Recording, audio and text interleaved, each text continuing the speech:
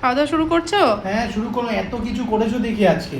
আজ এগুলো খেতে হয়, আমার মা এগুলো বললো। খাবো না আমি, এগুলো এত তিতো। না খেতে হয়, আজ তিতো খেতে হয়। এগুলো খেতে পারবো না, দু একটা খাবো আমি। একটু খেয়ে দেখো, খেতে হয়। আজ আজ সংক্রান্তি, আজ নিরামিষ কোনটা আগে আমাদের। খাবো? তিতো দিয়ে আগে খাও। ঠিক তো আছে। আমার মা বললো, আমার শাশুড়ি মাও বললো যে আজ নিরামিষ খাবে, তাই এখানে আজ তেতো খেতে হয়, তার জন্য করলা ভাজা, ভাত, কাঁচা লঙ্কা। এখানে করেছি হচ্ছে এঁচোড়, তারপর সজনা ডাঁটা, আলু, কুমড়ো, গাজর, যা যা সবজি ছিল সব দিয়ে একটা পাঁচমিশাল সবজি, মানে এটা বেশিই হয়ে গেছে সবজি। আর এখানে পড়ে হচ্ছে সালাড, আজকে আর বানাইনি, আজকে শসা কেটে দিয়েছি। হ্যাঁ, একটু চাট মশলা আর বিট নুন দিয়ে দিচ্ছি।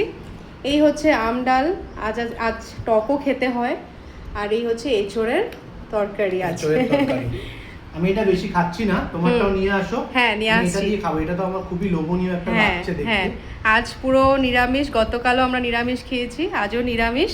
কদিন খেতে হবে নিরামিষ? আজকে আগামীকাল দিনটাই কিন্তু আমি নিরামিষ খাবো না, না। আগামীকাল তো পয়লা বৈশাখ, কেন খাবো নিরামিষ বলো?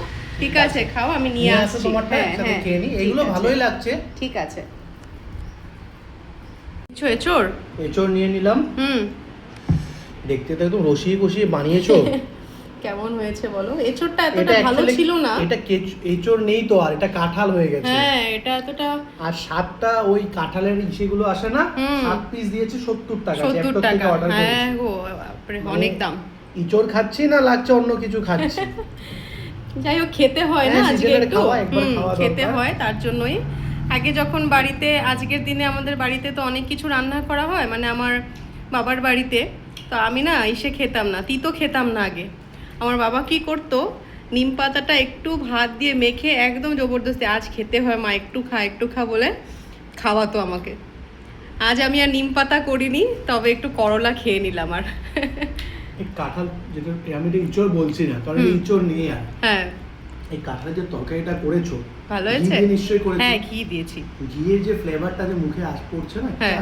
দারুণ লাগছে। এটা নিরামিষ করে আমার এঁচড়ের তরকারিটা বরাবরই ভালো লাগে। হ্যাঁ, দারুণ করেছো।